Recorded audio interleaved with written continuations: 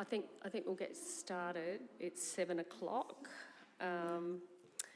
So we have capital replacement, we've got new initiatives, and we've also got stuff below the line. So what we're going to do is, firstly, I'd like to acknowledge that we're meeting on Kaurna land this evening, and also part of Ngadjuri land. The Kaurna people are the custodians of the Greater Adelaide region, and their cultural and heritage beliefs are still as important to the living Kaurna people today.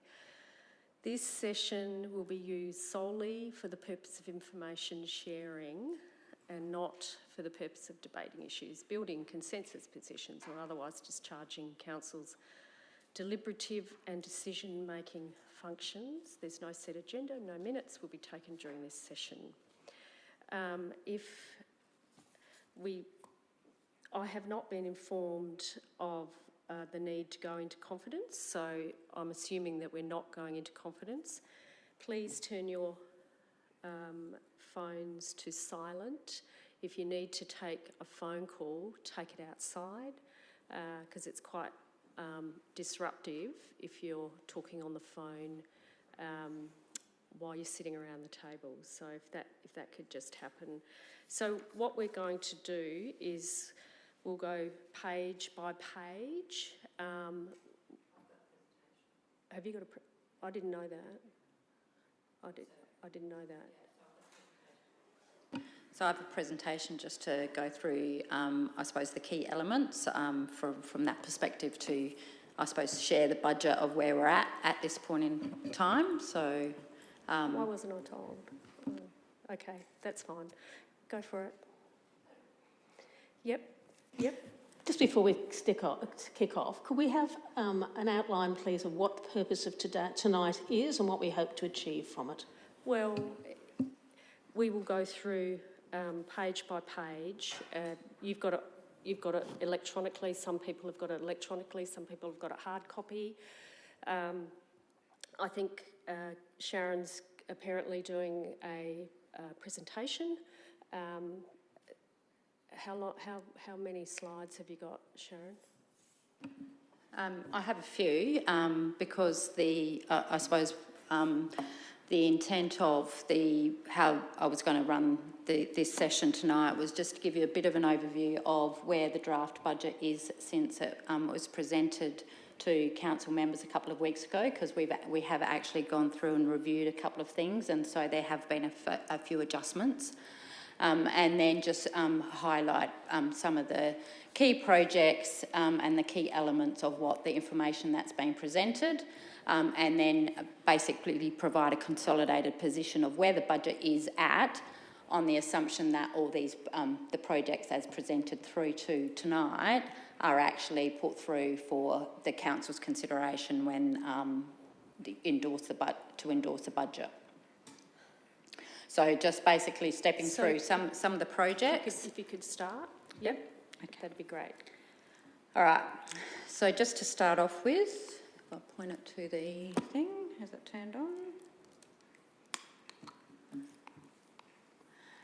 So just, as I said, just in relation to the draft budget, so back in a couple of weeks ago when we talked about the draft budget, the column on the far left, looking at the screen, we were actually having presented a operating deficit of $1.1 million.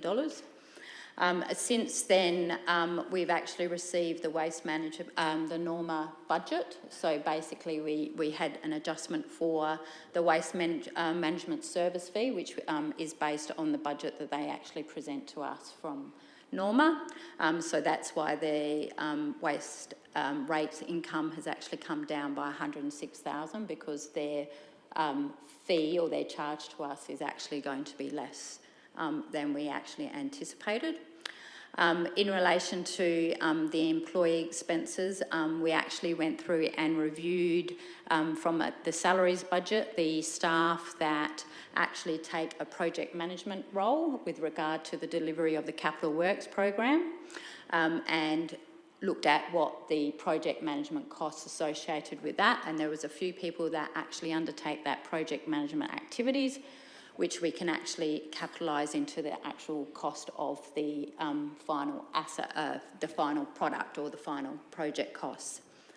And with respect to materials and contracts, so we actually, in light of what happened with the second budget review with electricity costs, we reviewed the electricity budget just to make sure that we incorporated all elements of the maintenance and the consumption charges. And there was an increase in cost. We have a heritage consultant service that hasn't been reviewed. I suppose the arrangement with that provider hadn't been reviewed for some time, and there was an increase in the costs associated with that, and that budget was omitted from the initial draft, so we made sure that we actually had that included. And then we actually reviewed our software licence fees, because we're actually transitioning a lot of our licence and our software applications through to the cloud, which we're actually incurring more, which is an increase in cost. And then there was a review of the planning legal fees. So the net effect of that is actually increasing the deficit by a further $24,000. And so we have a starting position of, from a recurrent perspective, of 1.1 or just under a deficit of $1.2 million. And the reason why I'll just take questions as we go through. Councillor Koch? Yeah, Sharon, with the IT transferring over to the cloud, wasn't there a balancing act where we would have less of storage here at council and it would be more somewhere else, so we would actually be saving money? The impact of it would actually be saving future costs, not necessarily saving current costs, because as we actually transition, we still have got the servers, we've still got the hardware here, and a lot of that hardware may be fully depreciated or near its end of its useful life. So it's more avoiding a future cost rather than actually a reduction of a current cost. Will it save eventually? Eventually, as we transition through to the cloud. That's what I understood. Yeah. So, sorry, just... Yep. Just on that transitional thing, I sort of recall us having, and Paul, you might remember as well, about 3-4 years ago, we were talking about a transitional thing onto the cloud. I mean, I'm sure it hasn't taken 3 or 4 years, so I'm just trying to figure out exactly... Why didn't it happen then? Well, yeah, or why the transition has been so drawn out, or why we're still absorbing costs. To me, I sort of feel like we should be reaping the rewards on moving to the cloud. Yeah. So who would like to answer that question? I'll answer that question. So in relation to that, so realistically, so some of those transitions of our major IT systems, we haven't actually done, so our major business system, we haven't transitioned to the cloud yet, and because that's actually that service provider isn't necessarily transitioned all its applications to the cloud. And so we're actually currently still being supported. We have a preference for that major business system at this point in time to actually remain on-prem, and it's still currently being supported. So there hasn't been an operational need to actually transition over to the cloud. And because of the impact of that transition, we want to make sure that we're actually doing it right. So, and then yes, so that's the major cost, and that system will probably be over the next coming 18 months. We'll actually be transitioning to the cloud on our business system, because it is actually a big cost and a big process to actually transition as well.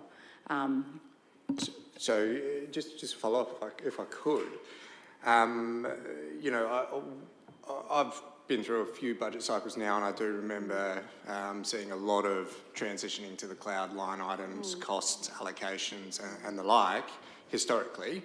So I guess my question there is, if the project or transition to the cloud that we're oversimplifying, I acknowledge that, across the business, are the line items that we've seen previously now complete on the project, and this is the finalisation of this, or in 3 to 4 years' time, are we going to talk about how expensive it is to transfer over to the cloud? And I mean that with all due respect. You know, I'm just trying to gauge projects in the past that have been ratified. Well, we talked about transitioning to the cloud about 3 or 4 years ago. Yeah, it obviously never happened. Well, it's certainly not new technology, and I do understand the different arms of the business. So I'm probably getting a bit confused here on line items that we've seen. Yeah. So yes. I don't know what projects have in the past, and David may be in a position to do that. From that perspective as well, is to sit there and say, like, you know, from a major business system, if that from our authority we haven't transitioned and it's still on-prem, so I don't know what projects in the past have said that you're transitioning to the cloud. There's been things that I know in relation to, obviously, the planning system, DACO, which effectively have been things that we've actually had on-premise, which have then been transitioned out because they're state government systems that we've actually had to transition that, and that's actually a cost, but we've still got the existing, obviously the major business package that actually system has actually come out of as well. So I don't know if David can talk of any other projects that have happened prior to here that have gone to that have gone to the cloud. Well, you were talking about somewhere in Edinburgh. Is that where they're going to go? So, through the chair, the process has been over time, and we can't do it all overnight. So this is why these things have taken time. We do have our internet service provision coming out of the data centre at Edinburgh Parks, and that is also our backup facilities now. So that was the initial transition, to take away the backup facilities from Evanston Gardens Community Centre, which was not insufficient to provide a council backup and storage, and transitioned that over to Edinburgh Parks, including the penetration testing and cybersecurity packages on that infrastructure and fibre network. So that was one body of work that we did. We then transitioned all of our Office products to the cloud. So your entire Microsoft Office suite was on premises. It's now in the cloud. We've transitioned SharePoint over to the cloud-based solution as well. So our intranets and all back-end Office functions in that space are over in the cloud. Our community safety officers, etc., are now all cloud-based in their regulatory frameworks. It used to be all on premises. So all of these things have taken time each year to transition all the multiple packages off-prem to the cloud. The big one being the authority business system is the last really big piece in this puzzle. And that migration is extensive. We haven't been able to achieve that because we've had to build all the other systems into the cloud prior to that occurring. So that's what Sharon's mentioning there. I should also say about transition to the cloud that we've also in the last 12 months, and Jack can back this up, been putting a lot of the GIS layers in terms of sharing what comes from state government and not putting on our system and using their system instead. So, sorry, one more question. I promise I won't just sit on this, because otherwise we'll be here all night. You know, this is all good. This is what businesses do. We went through a cloud transition, you know, a couple of years back. I get it. But at some point in time, these projects that we go out and tell our community that we're spending, we need to be able to show the return on investment. Now, David rightfully pointed out that our server on-site room no longer exists now because we contract that storage out. So therefore, there's hardware there's the like that you're slowly chipping away at. So that return on investment, we're going to have to start, and that hence the questions, hence Paul Koch rightfully sort of saying, hey, you know, where are we at with this? But when we get to the end of all this cycle, we need to factually be able to say that was a worthy investment because of this. Point to make. I just want to clarify, the Edinburgh site is actually our backup site, so we still do have servers and hardware on site, because effectively that is actually our, that's part of our Edinburgh site is our disaster recovery site, so we can continue on. It's not our our IT system. Okay.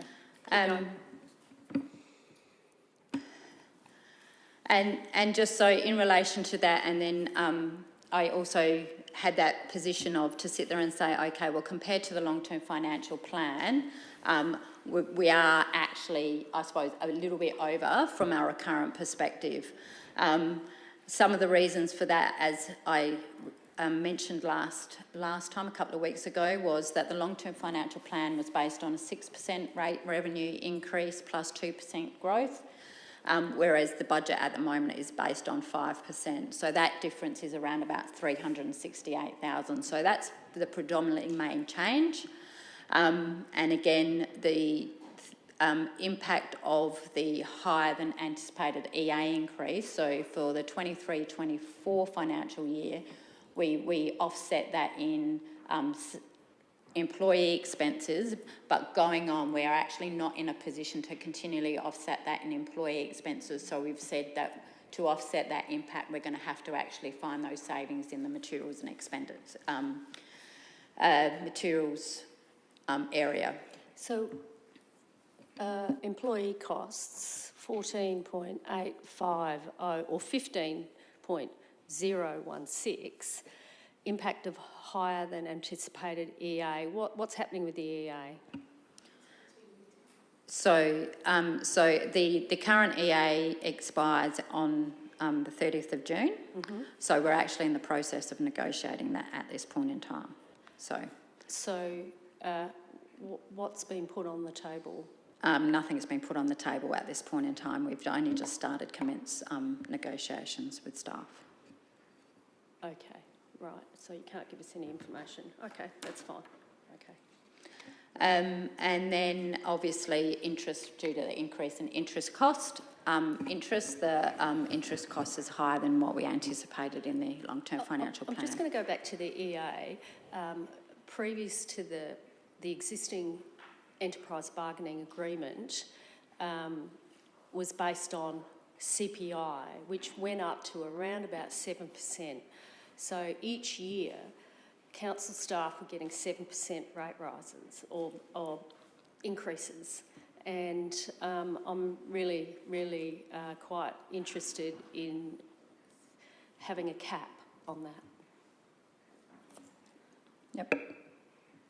I'm sorry, I'm not in a position to talk about the EA at this point in time when we're actually negotiating with staff as to what the table is. But yes, last year the increase as a result, because there was the lower of a figure or CPI, was nearly 8%, and that's what staff did and staff received last year. So, and that's that question on how we're actually having to now make additional savings to actually counterbalance that impact of that from a full year increase. But I just don't feel comfortable talking about the EA when we're actually in negotiations with staff at this point in time. Yep.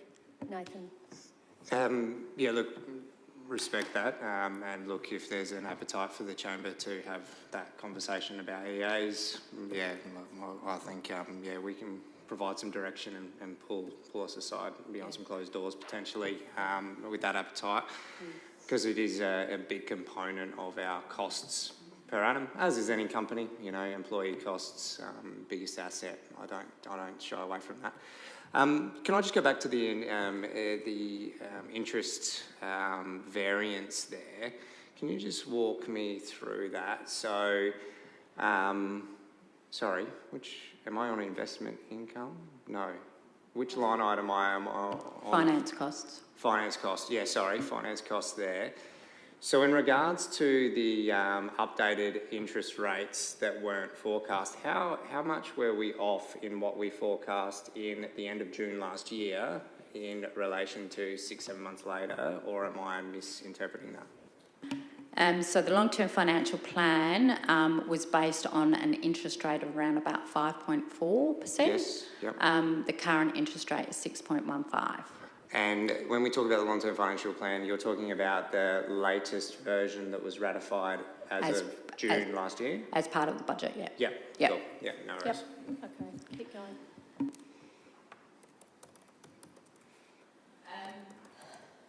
and basically, we will provide this information to you on the hub. And so one of the things that in relation to providing some additional information so you actually understand what's driving the cost, I have actually broken down the recurrent budget into the major service areas which we've identified and included in last year's annual business plan as well, just so you can understand of what the drivers of the costs are. Can't see it. Trees, It's sports actually and trees, recreation. spots, and it is $5.9 million. Oh, sorry. Oh, thank you, David. So it's 5.102 million for infrastructure, 3.059 You don't need to. I'll provide a copy. and 5,919 and 3,365 million. There's another slide. Yep. Yep. Sharon, is it possible to just get a breakdown of those 5 dot points in trees, park, sports and recreation, the actual amounts? I can provide that. Yeah, that'd be nice. Thanks. Yep. Okay. So this is just for your information, just to for understanding, I suppose, where the services are that are actually driving, I suppose, those big numbers of the 15 or literally like the $29 million of operating costs between employee expenses and materials, because just provides that bit more information to you. Then we've got waste management, which is 3.1, and those costs excluded your ownership costs, which takes into account depreciation and financing. So just different representation of that. If people like pictures, people like pretty colours. So in relation to, I suppose, the projects that we've actually been presented or for Council's consideration. So I just tried to reiterate back to the chart that we actually presented a couple of weeks ago as well, and sort of working out where the projects that we've actually put forward and how they actually fit into that concept that we presented previously. Obviously, with regard to the operating initiatives, a lot of that work is actually doing that planning for the future, because with so that's more about the planning, the thinking and setting up the concepts and all that work. So in relation to the Gawler Town Centre Urban Design Framework, it's actually setting the framework of what you actually might want to do with regard to future works for that for the urban town centre area. So all of these projects are considered as part of an operating initiative. So they will form part of the operating budget. So they will actually, any expenses that are a result of this will be added to the operating deficit that we have from the recurrent perspective, the recurrent budget. There may be some capital work, what we would actually sit there and say that we may build new assets out of a result of the development of the framework, the sports and recreational plan, but the work that we do to actually prepare these plans can't be capitalised, so it has to hit the bottom line straight away. And then if we actually do any works that are linked back to these plans or the strategic asset management review, we might actually end up getting a new system that does our asset planning. That would actually be the capital cost, but the actual doing the review, doing the plan, developing the framework per se is actually an operating expense that actually comes out of rates or any other income, like if we can get grant funding to pay the cost of that. But predominantly, these projects are actually funded directly by rates, because rate revenue is our major source. So I'm going to start. So we'll focus on the operating initiatives in the first instance because of the impact that they actually have on the... I'll go to Paul Kosh. Yeah. Just looking at that, are we saying that 31, 32 is the first time we can actually do any new capital works? No, that's not what we're saying. So detailed design construction. So detailed design construction. So effectively what we're actually sort of sitting there saying, if you remember back to the session that we had a couple of weeks ago, we said realistically for the remainder of this term, we will actually focus on planning for the future and all that sort of stuff. And so we'll do that planning and then potentially we'll be doing the detailed design and construction of anything that comes out of that in the next council term, but concurrently we'll be planning for the going forward. I can't sit there and say what there may be some construction happening in the rest of the council term, but it's just more the general principle of what we're actually doing, and the focus is probably more on, for the rest of the council term, is on the renewal program and the new infrastructure in the sense of that, the footpaths, the curbs and that sort of stuff. It's not necessarily any big major project. Yes, Nathan. Sorry, I was writing a note at the same time, but I caught the tail end. I apologise for that. So planning for the future, your dot points there, is that what you talked about being funded by rate revenue? Yeah, so just on that, last budget cycle, as you recall, budget realignment, we chose to park that for 12 months and we chose to provide the savings back to the ratepayers at that point in time, $379,500, I believe.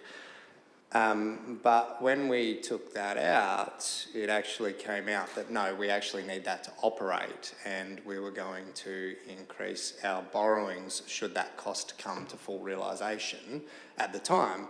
But now we're saying, no, this project actually will be fully funded by rate revenue income. And I know that we have a big bucket, the money comes in, and then we spend it on what we need to.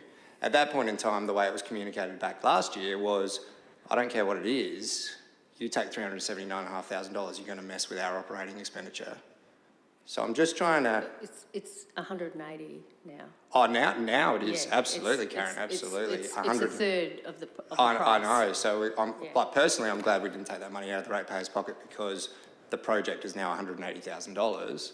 So that's handy. But I guess I just trying to get right and consistent in communication here, because those dot points, if we don't do them, they're not funded by ratepayers. If we do them, then that's funded by our rate revenue income. So I'm just trying to...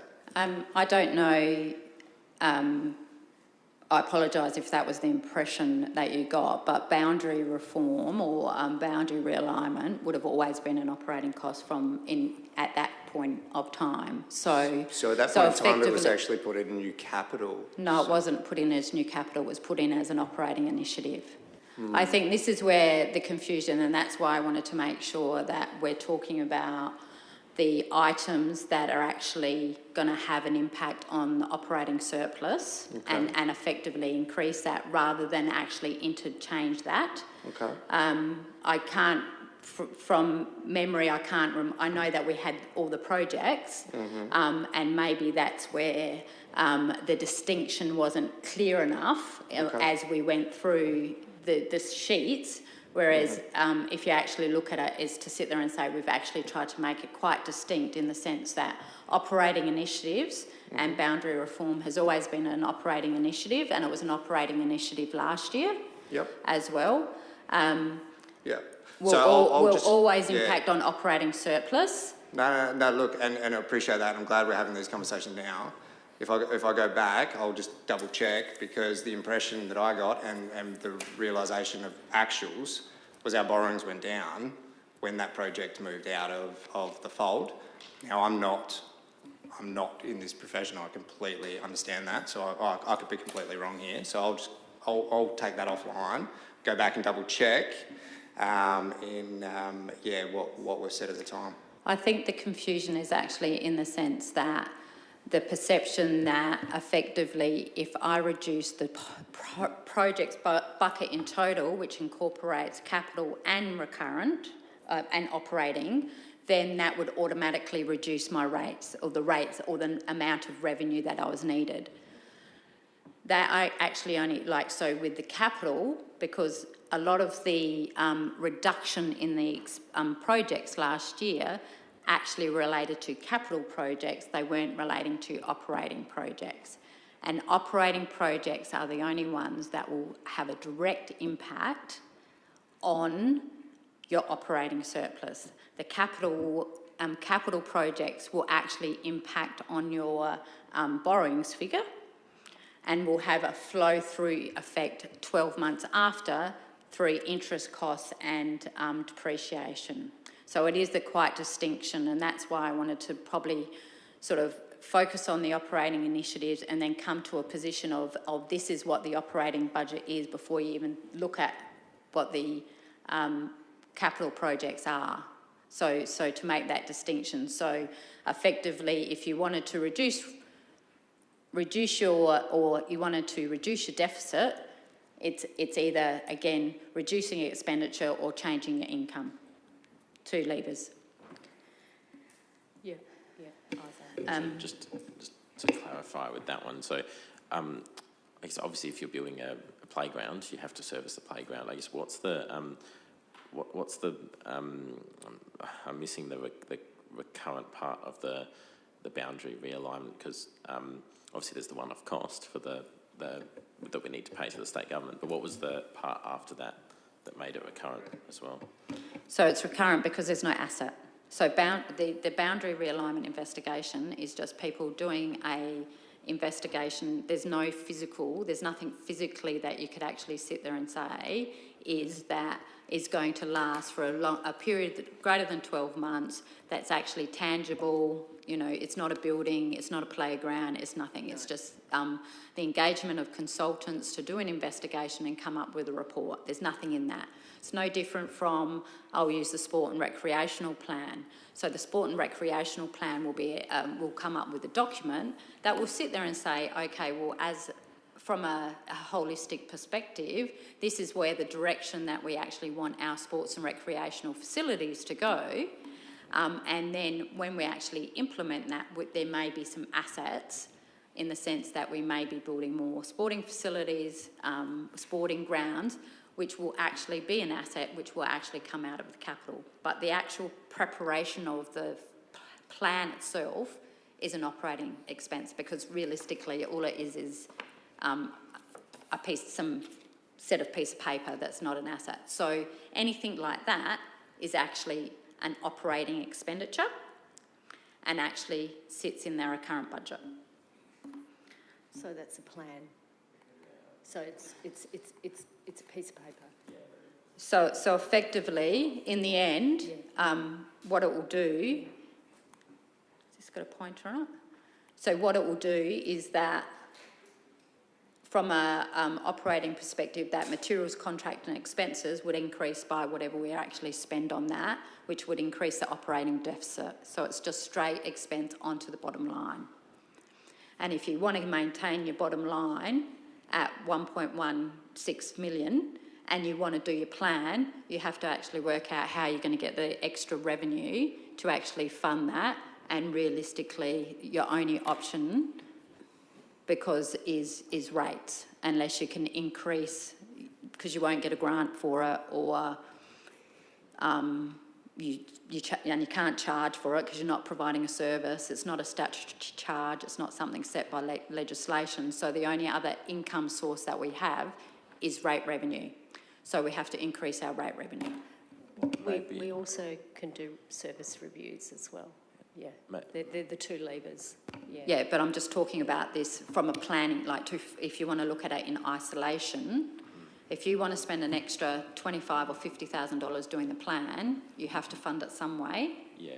You're either funding it by increasing your deficit, right? And if you increase your deficit, you have to actually use your cash reserves, We don't have any cash reserves, so then yes, you're going to have to borrow it. You're going to have to use get your credit card out and put your credit card in there and go and use your overdraft facility on your credit card. Or you try and find some more income. Yeah. So I might have misunderstood the meaning of an operating budget then. But so you take that upfront cost for the piece of paper, which I acknowledge is a one-off thing. So you take the what was it last year with 300 and whatever, just to say 300, 3.5, and then you take that, because it's from rate revenue, you take that 3.5 from the community every year. And so where does that 3.5 go the next year? That's what I mean by that. Well, that's a one-off cost, so you won't necessarily take it off every year. So what does it get absorbed into after you've after you've paid for the $350 piece of paper, which is necessary to do it? That $350 extra that we're raising, where is that being absorbed into? So what you would actually do is that, so on normal situations, normally from a budget and the long-term financial plan perspective, is to sit there and say, don't know what they are, but effectively we would sit there and say that you probably spend around, say, $400,000 every year on new operating initiatives. So it might not, so effectively you might replace that plan with another plan. Or if you're not going to replace it with another plan, you reduce your expenditures. So yeah, so yes, you do that, but effectively you sort of work out to sit there and say, normally the plan would sit there and say that we think that we're going to actually be doing around $400,000 every year of one-off expenses.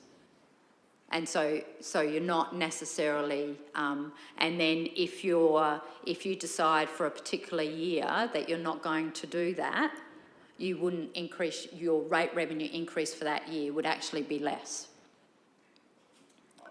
So we're not going to be, so all of the money for those plans that are there is already there from our previous rate increases, and so then not going to be, they wouldn't be in here then because they're already paid for.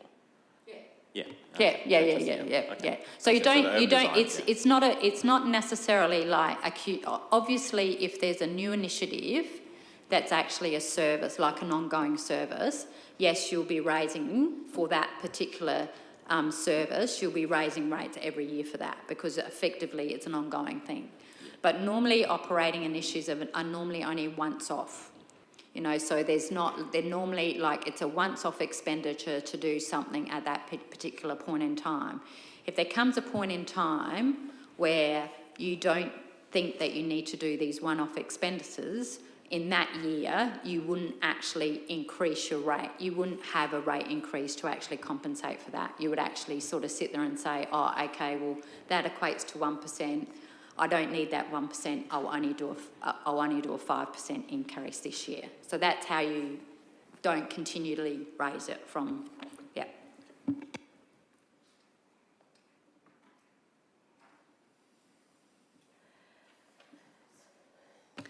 So just in relation to, and I think it is, so some of the, I suppose, from a communications perspective and understanding the priority items that were actually being presented, these are the few of the things that we actually sort of sit there and think that we believe as an executive, that are essential for future planning, for the future repositioning of the town of Gawler, and that are essential to actually ensure that we can actually continue to deliver on, and also capitalise on what we actually do within the council area.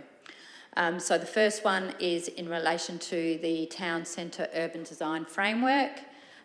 So this has been presented to council through the IES committee, and there was a resolution at the November 23 IES meeting that it be considered as part of the 24-25 budget. Yep. Sorry. So just on that, like that is an important piece of kit. I don't disagree with that. But this council has embarked on this journey in 2016 and ratified that strategic document back then. Some of the deliverables haven't come to fruition since that time. I think back then, it might have cost us $45,000. So at this point in time, we're gonna be nearly 100K invested in a strategic document called the Gawler Town Centre Urban Design Framework that we need to go out to our ratepayers with the debt level we have and say, hey, remember that strategic document we did in 2016? We actually want to do it again now because it's 2024. The other one's outdated. So I guess in those actions, if we're gonna cost this, and to be honest, again, good bit of kit. We need to enact these things, but having that consumer trust is paramount to being able to get those rate increases across the line. These sorts of things are becoming hard sells, and that's not a question, that's just a statement in general in relation to some strategic documents. And look, I know some of these things predate It's some going of to the be stuff. hard to, have absolutely. 100 grand, and Yeah, it's got 55,000 there. Yeah, but when you add it to the last go at this, yeah. and the actions that we haven't quite got to, and to be honest, I think some of those actions are going to fall out again. They're going to be mimicked to a degree. So just a general comment to make, and again, I know this predates some of the people in this room, but we do need to understand the optics. We do need to understand our reputational risk that we have to navigate through with some of these documents. And that's not isolated to this strategic document, by the way, but just flagging it early in this process that should we go out and ask for a rate increase, some of those questions are going to fly back. I'm sure you'd rather me ask it like I am than how they might flow through in the future. Yeah, I don't disagree. Okay. Through the chair, I guess in response to that, as we discussed in November, and yes, there's a discussion we'll have in April as well, there was a framework that was developed in 2016, but unfortunately there are a number of gaps and a number of things that were talked about that weren't progressed. The biggest issues at the time were there was a proposed approach to mixed-use development, but no actual provisions or changes made to the actual planning scheme or the code to actually make it happen. It was under the old previous legislation, under a different act. There's quite a bit of work that's required to develop that up properly. One of the things that was also missing was benchmarking on what's commercially viable in terms of mixed use. It's one thing to say you want mixed use development, but if you don't actually work out what that means and divide the town up in a way that actually allows you to deliver it, you're never going to get anywhere, which is basically what's happened. One of the things that wasn't done in 2016, which is in the context of today, is that when you're looking at Two Wells and when you're looking at Salisbury, and we discussed this late last year, those towns do have investment prospectuses. They are actually going out there and leveraging off the money council has spent. So instead what's happened here is we've invested money and the private sector has not. And that's because we don't have an investment prospectus and we don't have controls that allow investment anyway, not mixed-use development. Will we see the investment prospectus? That's part of the budget, yes. So that's part of this. So when will we see that? That's part of the scope of works, but that'll be probably in 25, 26. That's part of year 2, not part of year 1. And what's also missing really is the visual modelling that allows you to have an informed debate across probably what I would argue is 5 sub-precincts, which is what the town centre is. There's what I'd call Murray Street South, Murray Street Central, Murray Street North, and then probably the River Corridor, and then Adelaide Road. And that wasn't really developed in a way which allowed council to develop that into a final set of investment regimes. So you might be able to do more in Murray Street South, I would argue, where there's much less heritage than you would in Murray Central.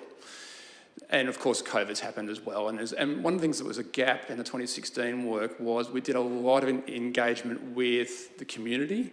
We did very little engagement with landowners and business owners. That was a gap.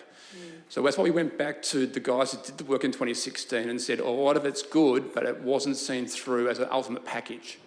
And I would argue that spending $110,000, if you're going to see 40, 50, $60 million of investment, which is the sort of numbers we're talking about, I think Two Wells was 80 million, I think Salisbury was whatever it was. In the scheme of things, yes, it's hard to sell anything in a community, in an environment where you have $18 million of debt, but it's what investment you want to make which actually makes the town stay relevant. So we can have a debate in April if you want, but we're just foreshadowing that we'll divide over 2 years. Yep. Yeah, look, everything you said I agree with. The point is we're in 2024 and the work was done in 2016. COVID came in 2019. The PDI Act 220. changed around 220, March 220, and the PDI Act is a more modern history thing, and the actions that haven't been embarked on since that we paid that $50,000 door fee hasn't come to fruition, which you've just ratified there. As a personal developer that's investing his own money into some of the ideas in that strategic document, because I know that that's the right thing to be doing in this town, I'm sitting here and I'm going, yeah, look, I get it. I get $110,000 investment to be able to get that bigger picture. The precinct stuff you talked about is mimicking the stuff I've talked about previously, and it's more discussion we're going to have about that particular item. But back to what we invest in and what we justify raising our rates, we need to be aware that sometimes we have raised rates and not delivered, and we do need to manage our way through that, like it or not. You know, we can't go back in time. I think we're underestimating the effect of COVID. COVID came in March 2020.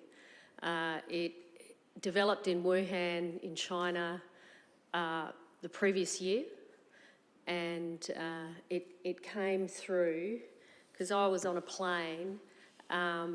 We were over in Thailand for my daughter's 40th birthday, and everybody was wearing masks. Everybody was wearing masks, and all in Asian countries, everybody wears masks. But when we hit Melbourne, there were people and there were government officials coming on checking people, because they knew that it wouldn't be long before COVID hit, and that was when COVID hit. It hit in March, and I think we're underestimating the detriment of COVID, because we shut everything. We shut everything, and we had to provide incentives to business. We had to provide all of that other incentive to business, because business were really struggling. They were really, really struggling, and I think we're underestimating the effect of COVID, because that was 20 to nearly 22, 2 years, and that really affected, you know, Australia. And we had lockdowns everywhere. And then we had to get our immunisations, etc. And it was, and then we started opening up in December 2022. We opened up, so that was 2 years. I think we're underestimating the effect of COVID on the economic development of this town. Yeah. One thing I forgot to mention, I apologise, I should have, it's always hard when you're on the run. It was probably about the middle of last year, I think, we provided council a copy of the retail modelling for the town centre. So if you recall, the previous modelling was done in 2010, and that was the modelling that went into the 2016 WACS work, which was that UDF. What that basically said, if you recall, was you've got a town centre, Main Street, that's 1 kilometre long. It's twice as long as the mall in Adelaide, Rundle. And it's probably needs to be treated in different ways. And I think the issue you're going to have with the growth which you'll see in the Growth Framework 2046, which we're working on now, is with that population growth you're going to see, how does that 15,000 square metres of retail get delivered? And if you don't have a reasonably clear plan that goes well beyond the work that was done in WACS, i.e.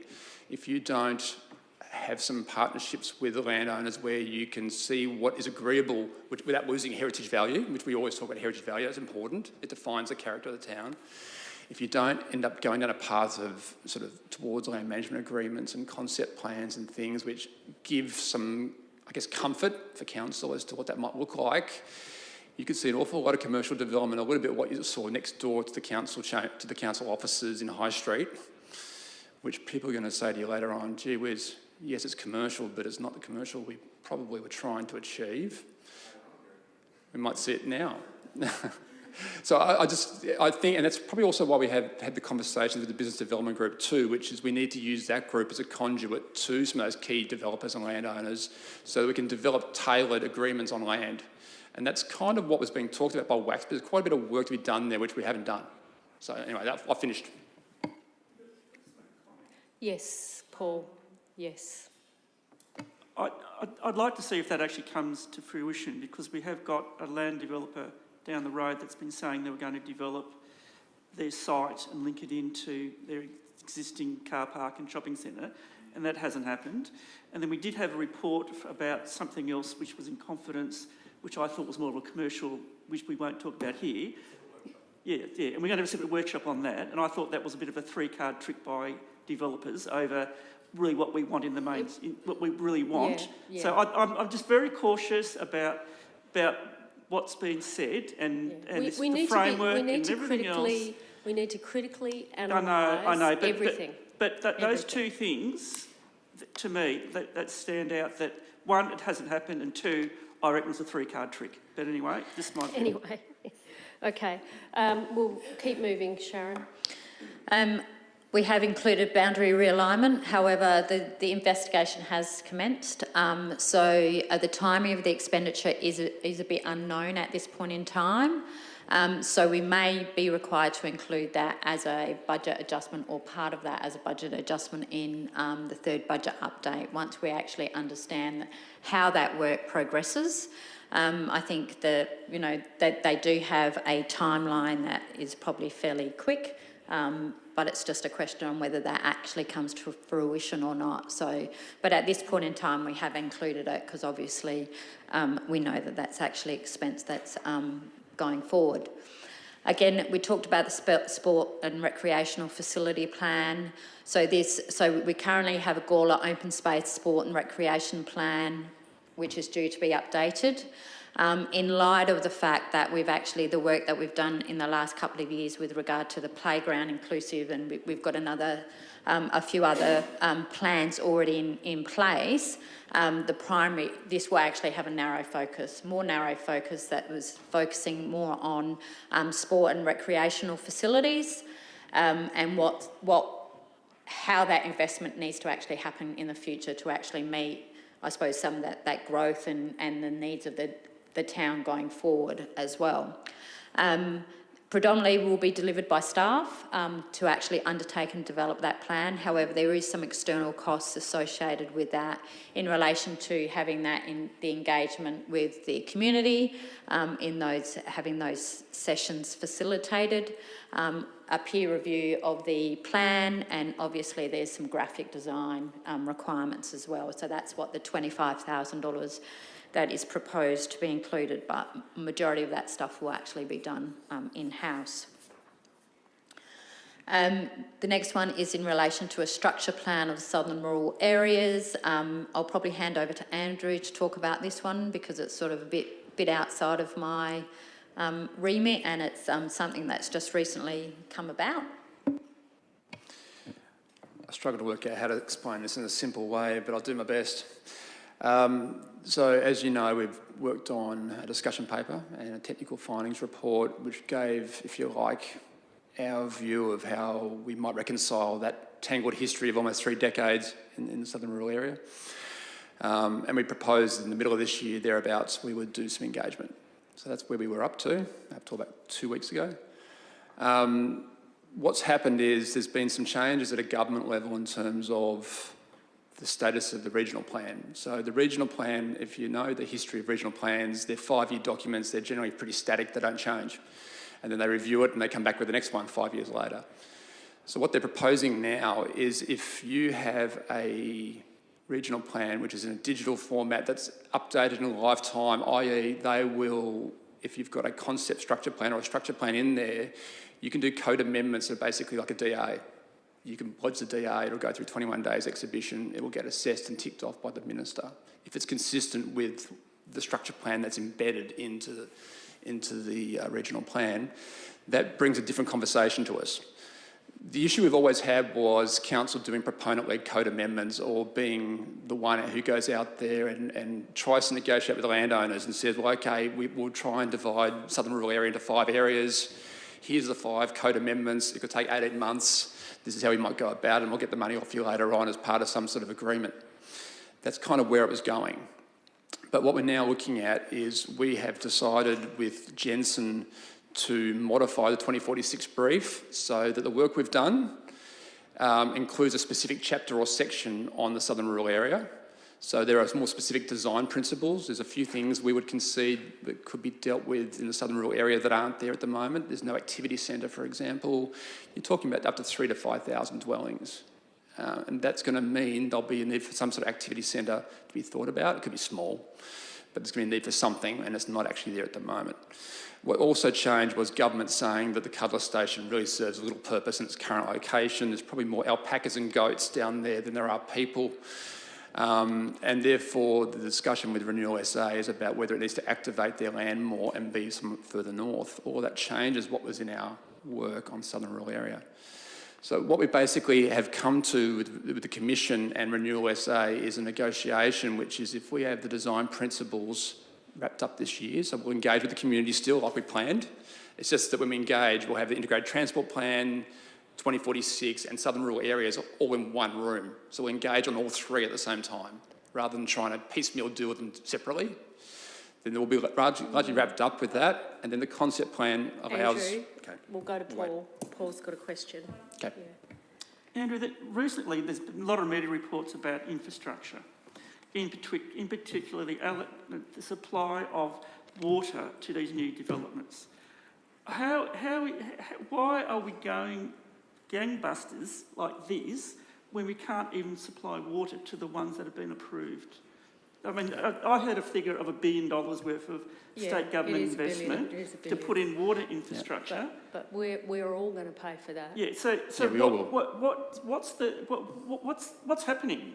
I mean, but why are we falling over ourselves to approve SA these? Water have not done any strategic planning. I know, but why are we all falling over each other to get areas approved when there's no infrastructure provision at all, and that could be years and years and years away, and it just muddles the system. It's just correct. Yeah. I don't understand. It's a fair question I think doing 3 plans, the 246, Gawler Growth, the integrated transport plan, which includes walking and cycling, and also the structure plan for the southern urban areas, that's a lot to take in. Well, basically, if you go back in time to where we were with the regional plan, and I'll provide you a spreadsheet of the timelines on the 20-year infrastructure South Australia plan, the regional plan itself, but as I said to you probably before, the regional plan engagement will be in around August-ish, so they'll be finished by November. So that plan will be, it won't green light where development's going to occur, but it's pretty much a given from what the Minister has said and the Premier that they will be dragging SA Water with them down a path of you're delivering that infrastructure. They've hooked the flag, if you like, in terms of Concordia. They've already talked about Roseworthy. You know, they've got a plan for 2 wells, etc., etc. So whether or not SA Water is as coordinated as they should be is a debate probably for another day. Unfortunately, if we don't have a strategy for the southern area, we'll just react to the code amendments that come in. I've already got 3. You've seen 2 of them, you haven't seen the 3rd one, and there'll be lots more coming as well. So the only way we can get ahead of that is by having a code amendment process via a structure plan. And what I've said to the Commission, and I think they're generally okay with it, we'll see the letter in a couple of weeks, is that we would want some certainty that we may be favourable generally towards deferred urban land because it's been foreshadowed for 10 years, but a lot of this land's rural land, and to see that come online when we haven't got a agreed structure plan is a problem for all of us. And we said that last Friday, and I think there was a general view that whilst the Minister may not want to say that specifically, it doesn't mean it have to be at the top of the in-tray either, so it can get dealt with this. I guess the good thing with a structure plan as well is that it allows the community to have input into that process, and it means we're not having to be on the hook to do code amendments for individuals. And that's why this is a much better process, and actually having an agreement with those parties, whilst it's only a verbal at this point in time, gives us a much better way of working with the Commission and Renewal to make sure that at least we're talking effectively together about how this happens. I don't think that's been the history of the past. So sorry, just to butt in there.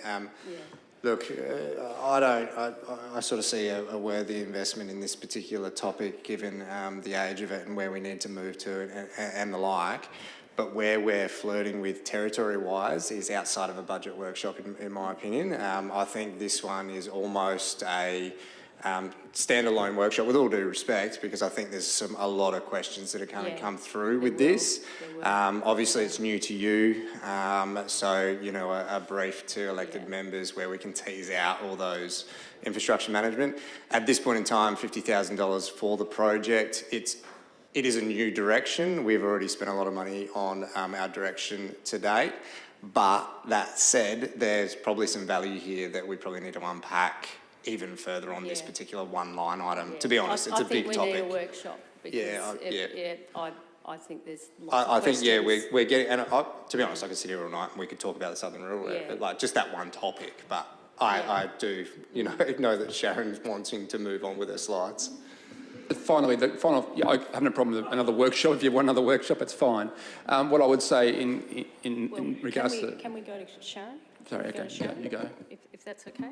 I'm happy to be here all night if it needs to be here all night. I'll just let you know that, because I think it's an important topic that we actually need to make sure that we get it right. So, but moving on. So the next one is Strategic Asset Management Systems Review. So you've had a lot of information in relation to this about how the importance of asset management planning is for us going forward.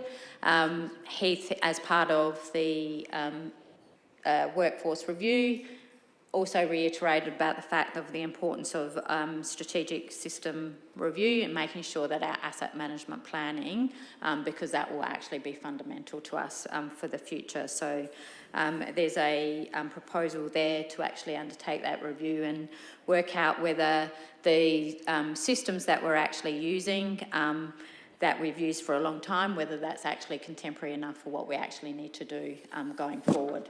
Yes, Helen. Oh, is that done internally, or is that consultants coming in? It will probably be a combination of both. From that perspective, I don't know if Wendy has anything more to add on that one.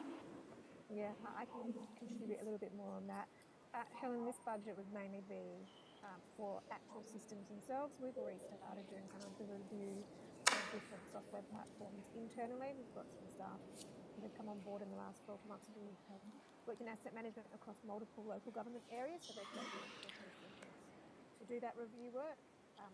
This money is actually investing in improving the software capability, particularly looking at that bigger picture, longer term strategic asset management scenario modelling, which is what I think we're probably most desperate for, notwithstanding that there's probably some better systems as well. But $50,000 will only go so far, so it's about analysing the whole system need and then allocating that in the most appropriate way.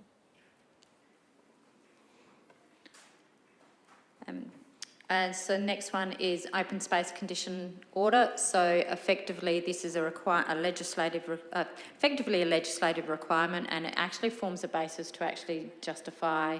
I suppose it's used for asset management planning, but it also supports the value of our open space assets that we actually account for in our annual financial statements, and the auditors require us to actually undertake an independent audit.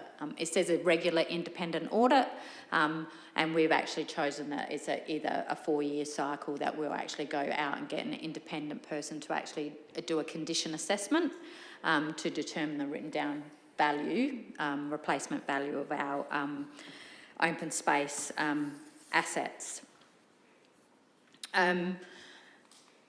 There's a whole heap of other projects that have actually been listed, but we won't. I won't go into detail. That the information was being provided to you. There are a couple of fully funded projects. There's the number plate recognition, which is basically utilising technology to actually enhance the exposure. I suppose the coverage of the town with regard to making sure that the parking controls are being complied with. And the other one is a community neighbourhood development program, which effectively, if we aren't successful in the grant funding, we wouldn't be going forward. That's a completely 100% grant funded project as well. So those two are effectively cost neutral, but they're actually incorporated in that 759,000. But obviously, there's 166,000 of revenue that's actually offsetting that cost. So on the assumption that everything that actually is being presented is adopted by council or incorporated into the draft budget, what we'll actually have in relation to that is that's actually a net cost of 539,000, so that will actually increase our operating deficit by an extra 539. Just want to reiterate as well, just at the budget workshop, we talked about Roads to Recovery revenue. So Roads to Recovery funding program is a federal funding program that effectively is, I think it's a 5-year program, but they effectively roll it over every 5 years, where based on the percentage for the Grants Commission, we actually get a funding allocation that we can actually use on road-related expenditure. As I said, we use that to actually do a road capital project. So, but from a quirk of the accounting system, we have to actually incorporate that. We have to actually incorporate that as operating revenue. So what we actually do is that we treat, rather than actually because we're using it on a capital and asset, we actually don't incorporate it in the recurrent operating. We have it as income in the initiative. So that 425,000 grants, subsidies and contribution line incorporates $323,000 for Roads to Recovery income, plus the 101,000 from the community development grant program as well. And then the 264 additional interest is basically the additional borrowings for the new assets that we would be required to fund. So in relation to that, at this point in time, the draft budget is an operating deficit of $1.9 million. The long-term financial... So it hasn't changed. It's still 1.9. Well, it's increased from 1.163 to 1.9. Yeah. That was discussed at the audit committee. So it hasn't reduced from the estimated position for 22-23, no. Right. No. But the long-term financial plan had a forecast of 1.846. So again, $120,000 difference. Again, predominantly is in relation to, again, that 1% revenue difference that the budget is actually set on at this point in time compared to the long-term financial plan. But yes, again, as I'll show you at the end, effectively is to sit there and say, to actually achieve the audit committee objective of having a break-even position, that means that effectively a lot of work needs to actually be done for 25-26 to actually, if we actually try for the surplus for the 25-26 budget. However, while I understand the intent of the audit committee, audit and risk committee, it is a very audacious goal that we actually need to achieve. So that's where it's at this point in time.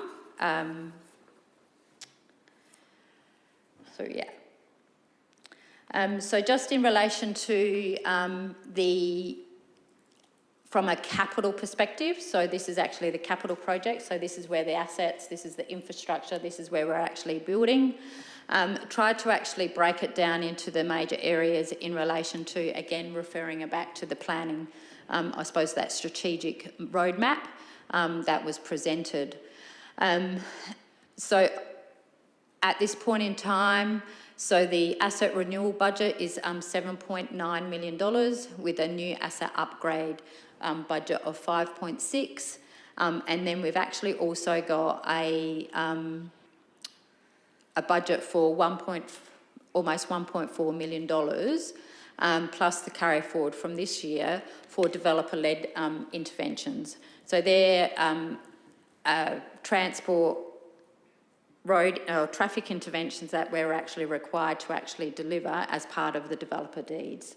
So there's 4 interventions from the Gawler East development, and then there's the Gordon Road wetland, which is part of the Southern Urban Areas funding deed.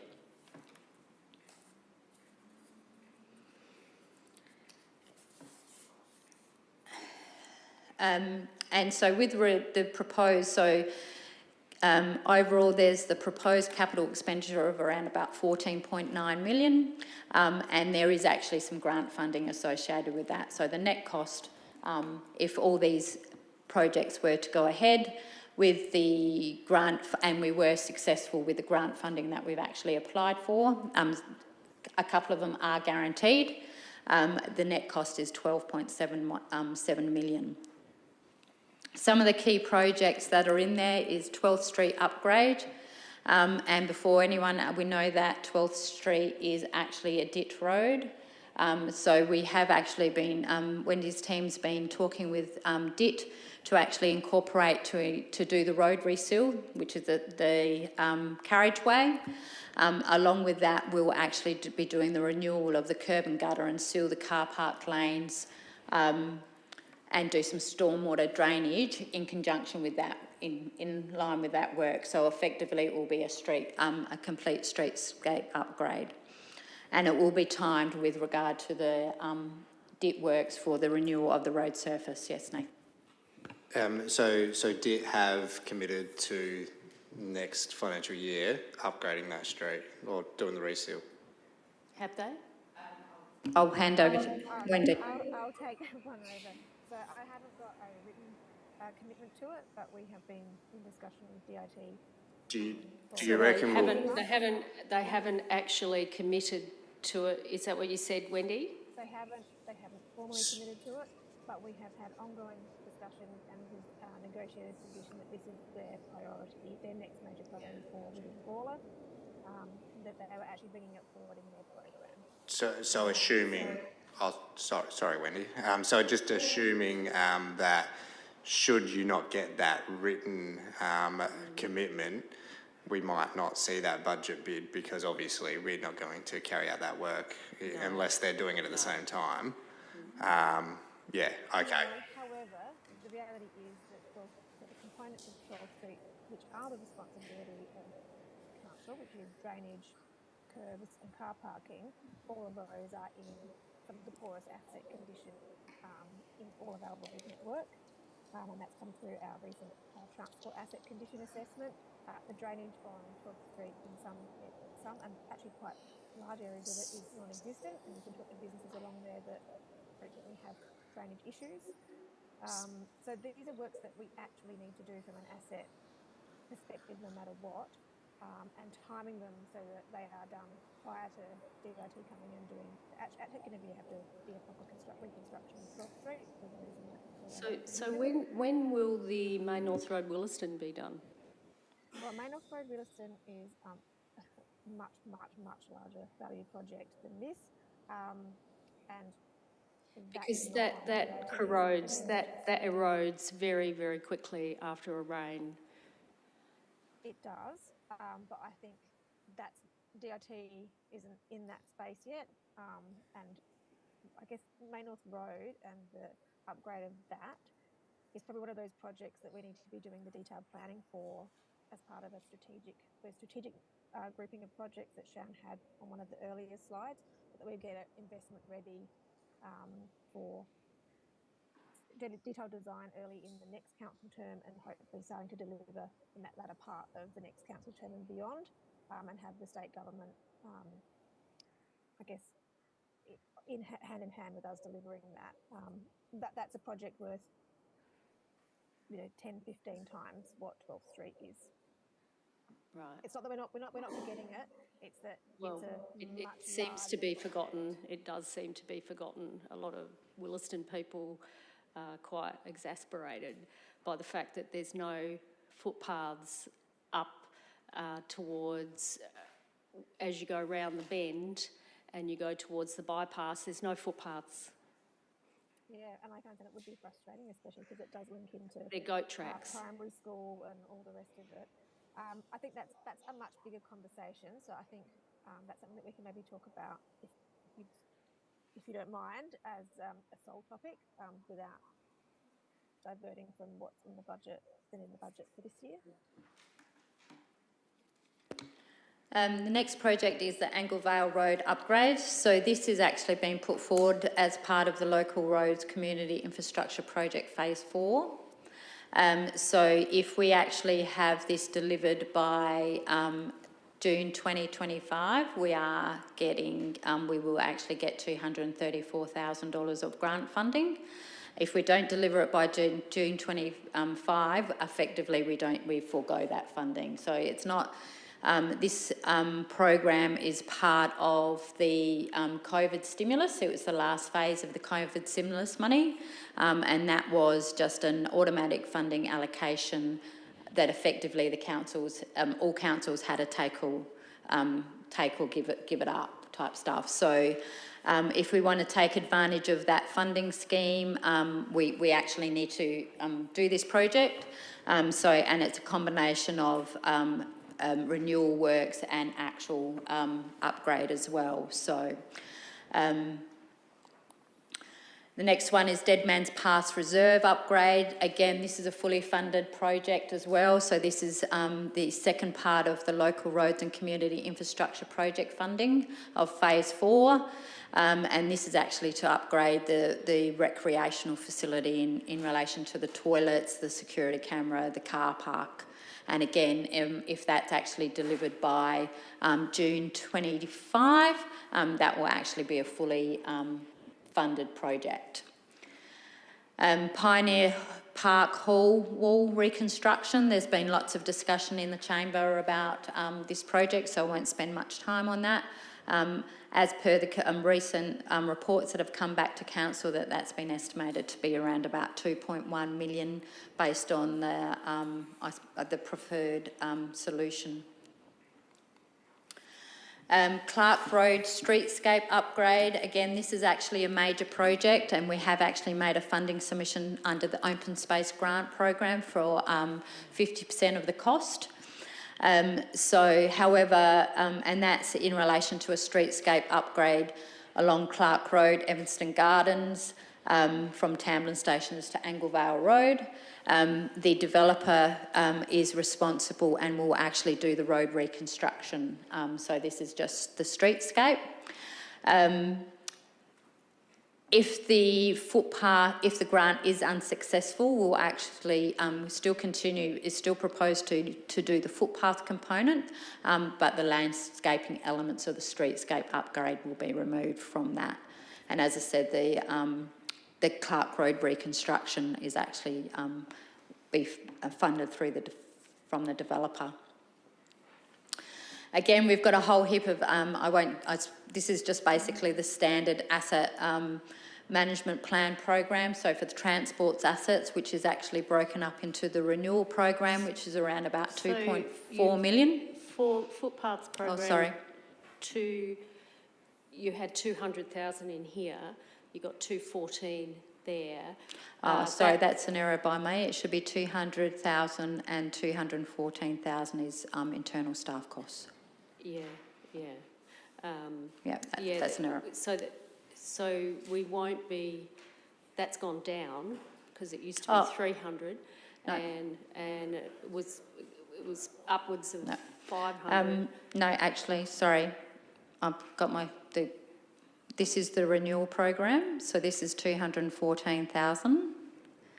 And then we actually You've have a only new, got- and we have a new program that will be Yeah, actually yeah, following up. 200,000. Yep. That's what it was. That's what it is. Yep, Yeah. plus the internal, but the depot staff, that's on the next slide, so we'll talk about that one. So this is the renewal program, so this is actually just, so the footpath renewal, the renewal component we actually do outsource in relation to, for that works. So the total cost of that is 2.4. And then we actually have the new and upgrade program. So the new footpaths program, which is what you're referring to, is 200,000. That's the external cost. And then we actually, because that program is actually delivered by the depot staff, so on top of that, there's an actual 200,000 of depot staff cost that would come up with a 400,000. Yes, Nathan. So just to confirm, we're saying we want to invest $414,000 in new footpaths next financial year? Yep. If I turned around to you and said, cool, no worries, how much is we paying a square metre for that new footpath? Would you be able to answer that? Not now, but is that something you'd be able to? Yes, Yep. 100%. Cool, no worries. Thanks, Wendy. Okay. So in relation to the new and upgrade, it's 740,000 plus. We actually use internal labour to deliver part of that program as well.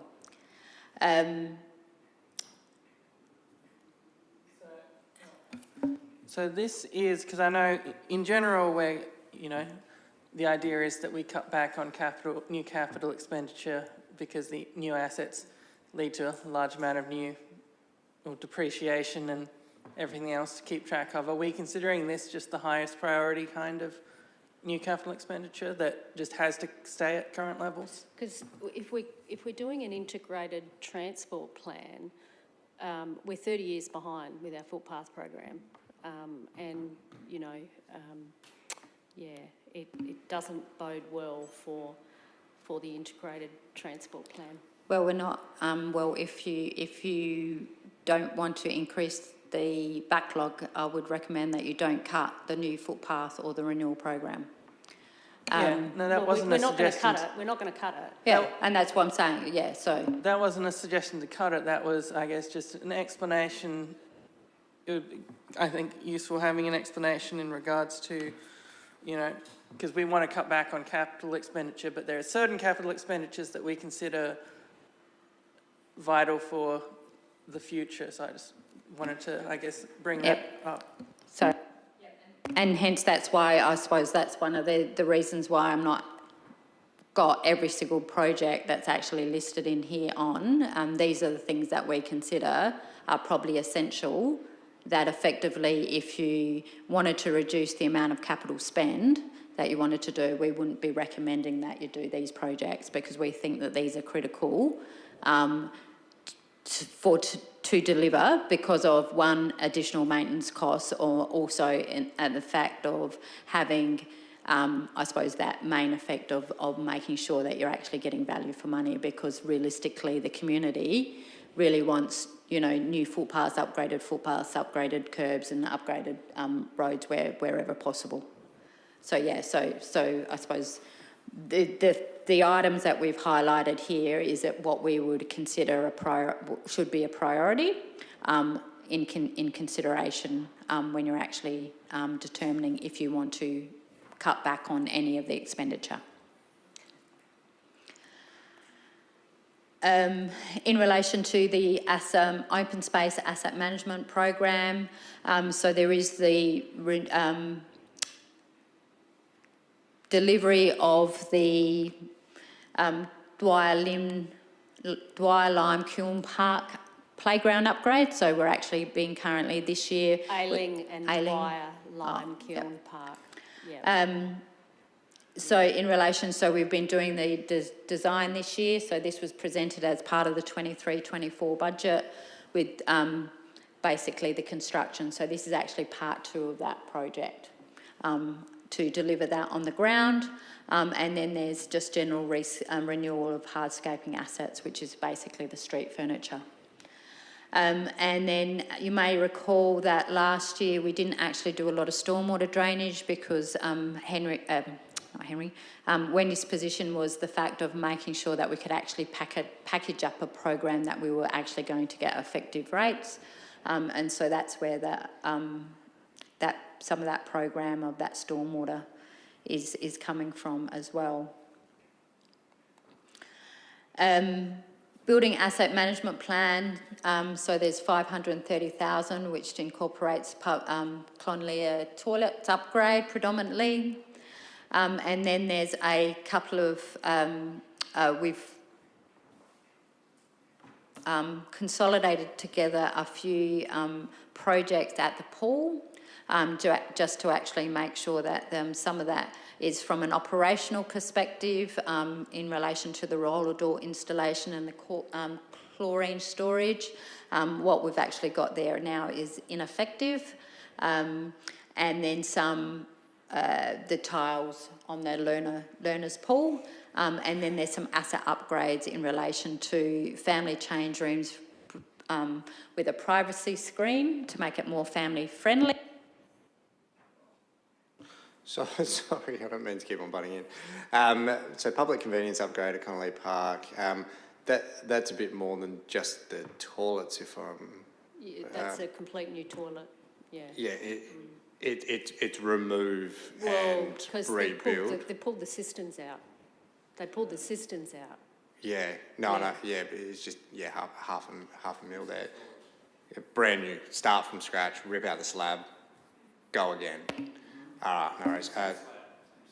Same slab. All right, I look forward to seeing the designs on that one. In regards to the child, so I did have a note on here. So we upgraded that at the aquatic centre. Yeah. There's a thing that It was over $1 million. Yeah, and one of the things that we have as a quality thing in the construction industry is safety and design. This particular instant and the upgrade of what we're trying to do is actually counteracting something that seems to have slipped through with safety and design. Is that the family change room outside? Is that the one outside? So, I'll take this. Oh, you can take it, David? yeah, you can chime in if I get it wrong, Wendy, but there It's were the one privacy on the outside, screens isn't it? installed in front of the male and female change rooms, and then a new family change room installed on the other side, so the other side of the entrance. So if you're going in, turn left. There's no privacy screen in front of that. So when the change room doors open, it's visually open to everyone. So out you're the going to pool. put a privacy screen In front of it, so that when that door opens, you don't see straight in. They should have done that as part of the project. At the time, yeah, because that's a real privacy issue. Yeah, it is. It is. It is. It is a massive miss. Just saying, your design, like the design team and safety and design, that just it irks me, to be honest. Well, because you open that door and you can see everything. And it's just the system that's involved in making sure that these things are delivered in a public environment to be safely delivered. There's a changing places toilet as well, right next door. Are we going to put a privacy screen in front of that? Because people with disabilities need privacy as well, because you can open that and that's open to, everybody. I might defer to Wendy on that one, because I'm not 100% sure whether this covers that area as well. I'm going to admit I'm not 100% sure if it covered the changing places door. I didn't think so. I thought this was linked purely to the family change room area. I'm not sure whether the door system on the changing places component of the change rooms already meets the need to not need that, but I'd have to go back and talk to the design team on that and see what the code says. Okay. I guess I will say all the designs through that aquatic centre. I'm down there all the time. So, that... Yes. I know that the design went through very robust and very lengthy review processes because there were some other issues with the early designs. So I take your point, Nathan, and yours, Mayor Redmond, that it is really frustrating. I've got a question. Paul? Over the years, we've spent millions of dollars down at the pool. Yes. The pool structure is basically on its last legs, isn't it? The shell is it's 60 years old. It's 62 years old. Yep. So I suppose I'd like to know where the reconstruction of that pool fits into the scheme of things, because there seems to be a lot of other big capital items that are potentially coming on the scene, and I don't know whether, if somebody, there's other big capital items that people are pushing at the moment, which could gazump this one. Now, if we say the pool is going to be pushed back and these other big capital items are going to come in, we may as well just shut the pool now, because it's going to crumble. Well, it hasn't crumbled yet. But it's at a point where it's... yeah, they use pretty the strong shell, concrete. we've been told the shell is about to crumble. Well, that's an answer from the engineers, I think. So, Wendy. Do you want me to comment on that, Councillor Kosh? Are you happy for me to comment, Mayor Redmond? Yes. So, look, I'm not going to comment on the status of the pool shell. What I can tell you is, though, that we do frequent asset condition audits for all the infrastructure at the swimming centre, and we know that we can maintain the life of the pool in its existing form of the main 50-metre pool, at least for another few years. I can't tell you exactly I can't specify exactly what a few years is, but it's not like it's going to die next year or the year after. The investment we're making in the infrastructure around the pool, it doesn't actually impact and influence whether that pool is the shell is going to extend its life or not. There's options to extend the life of the life of the shell of the pool as well. So there's lots of options for what the future of the pool might be. And this comes back again a little bit like what I said with the bigger picture Main North Road story, is you need to actually look at what all the options are and what the different cost scenarios are for each of those. And that's then putting it into the framework of all the other long list of things that we'd really love to do that are going to cost lots of money, and aligning that with, well, what money have we got and what priority do these take? That's something that I can't, and no one right now can give you the answer on. We actually need to go through that. Yeah. That Because planning there was assessment talk as well. about getting rid of the deep end, wasn't there? There was talk about that. There was talk about so that. there's lots of benefits we could do with taking out the deep end. So there's lots and lots and lots of, I guess, almost simpler stuff rather than just a full-scale replacement with the pool shell that we need to consider, but we need to have the right technical information in that as well. But Councillor Kosh, what you're saying is 100% right, that we don't want to not do a really important piece of infrastructure work because we're pursuing something else that is still great, like people would love to see it, but it's not as important. But it's about having the right information and the right metrics to understand, well, what is the priority given what our financial capacity is. And that's one of those big ticket items we've got to do over the next 12 months. So just to get an understanding, Sharon said the other day, talked a little bit about how we manage the money we get from the depreciation costs that we set aside. I guess for a big infrastructure, a big asset like the pool, essentially what's happened to that money that should be getting us that like for like with the pool? Is it just because it's so old, or is that collected and expended in a different way? I might get Wendy to answer that. Yeah. Now, look, I haven't got figures sitting in front of Councillor Solomon, but I'm going to take a bit of a guess response at this, that the depreciation value of the pool shell is probably significantly less than what it would cost to properly new and upgrade that shell to modern, like, swimming centre infrastructure. That's something we can, again, we'll need to look at what percentage of any project is going to be covered by depreciation, i.e. in that renew category, and what percentage is actually an upgrade component and therefore comes out of new capital borrowing. So I don't have the answer for you, but sort of project like that and noting, you know, like Mayor Redmond just said, the shell itself is 62 years old and built by these amazing volunteers at the time, the infrastructure technology is quite different for water swimming pools these days. So just to sort of like, you know, it is that thing about the fact, and I'll go back to the comment that Davin made as well when we had the session last week?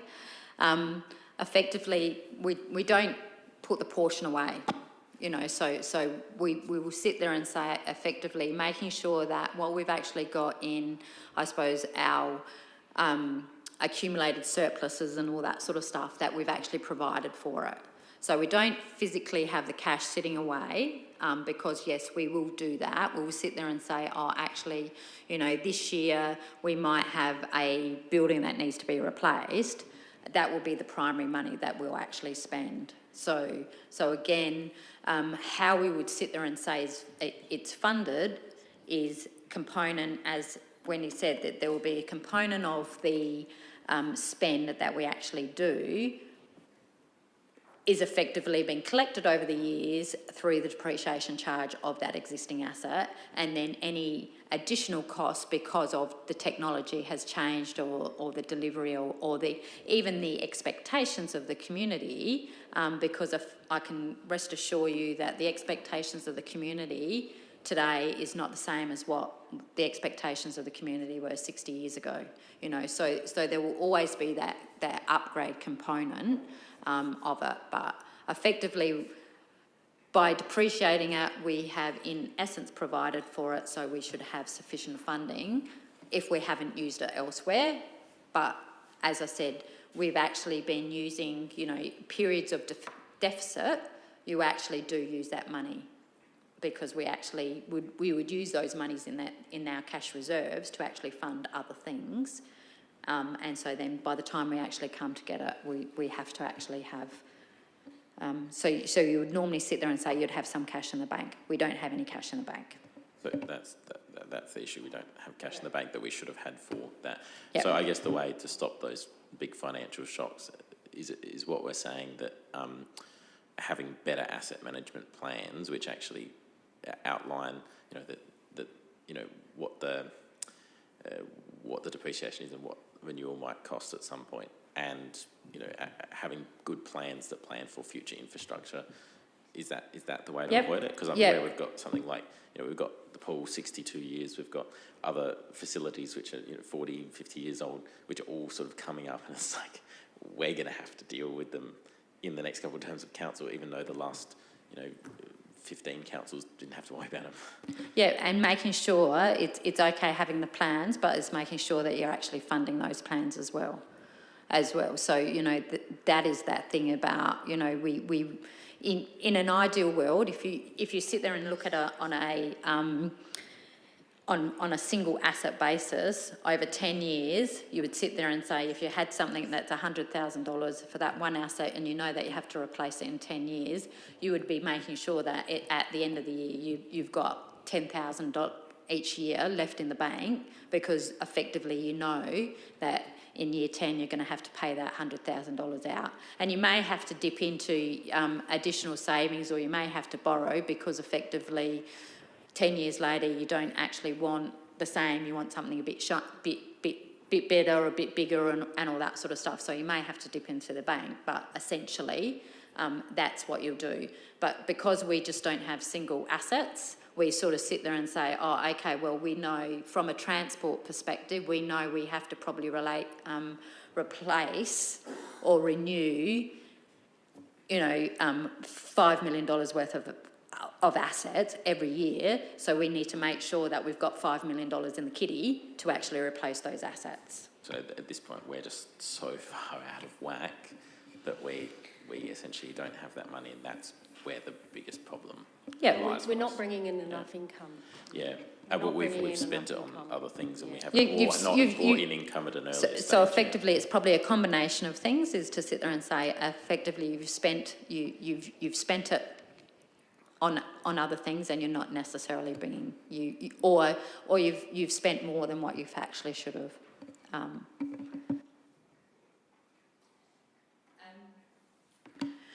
The next ones I won't, so these are just basically some extra information in relation to the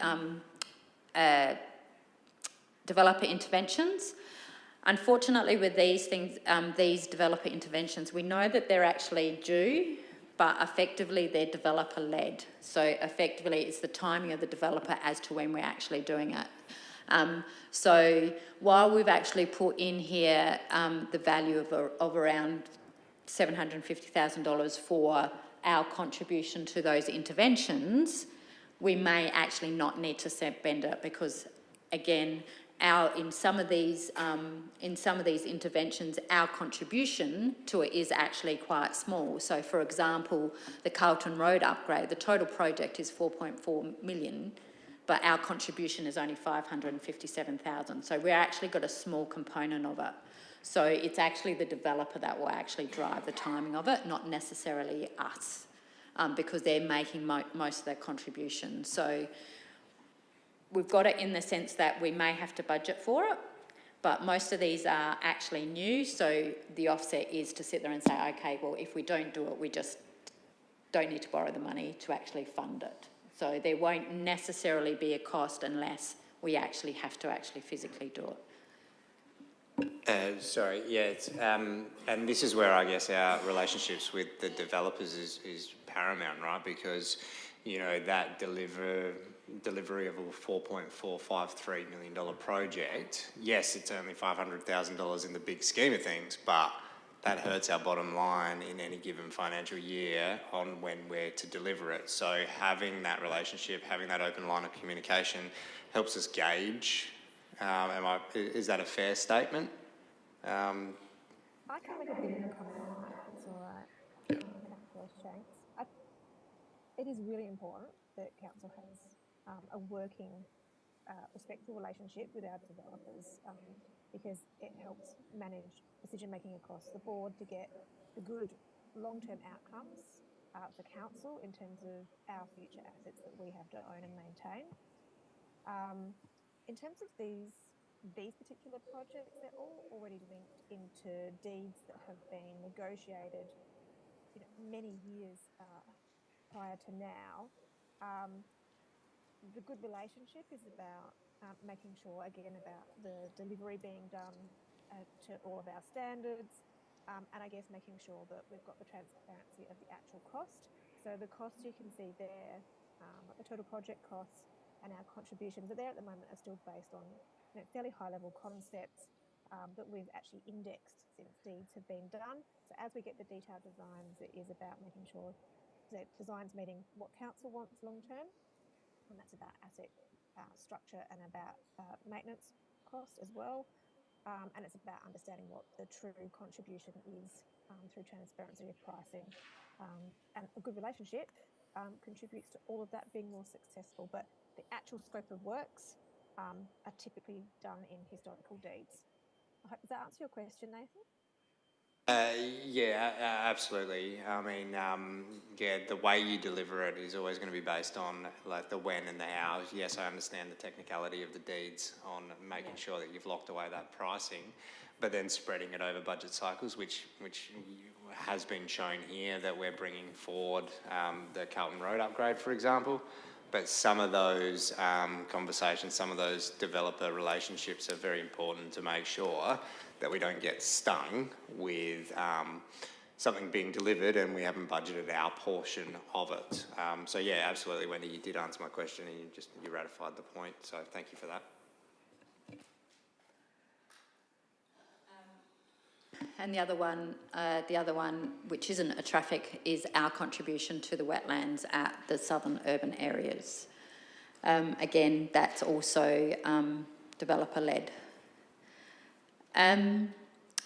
So I just thought I'd finish off. So effectively, based on the current recurrent budget, and the inclusion of all the operating initiatives, the proposed additional FTEs from the depot that came out of the workforce planning review, and the capital works that are being presented in the attachment, I thought I'd actually just do the modelling on the long-term financial plan, what that actually means for the long-term financial plan.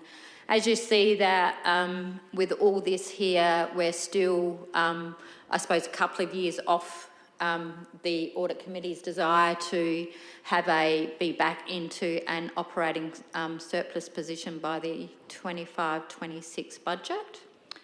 I think it would be good if we could focus, at least achieve something by 26-27.